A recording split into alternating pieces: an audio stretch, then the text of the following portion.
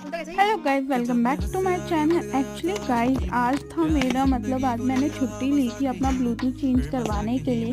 सो मैंने छुट्टी ली थी एंड मैंने छुट्टी भी नहीं ली थी, मैंने हाफ डे लिया था क्योंकि मेरी मैम मुझे छुट्टी नहीं दे रही थी। तो मैंने उनसे बोला कि हाफ डे में आ जाऊंगी।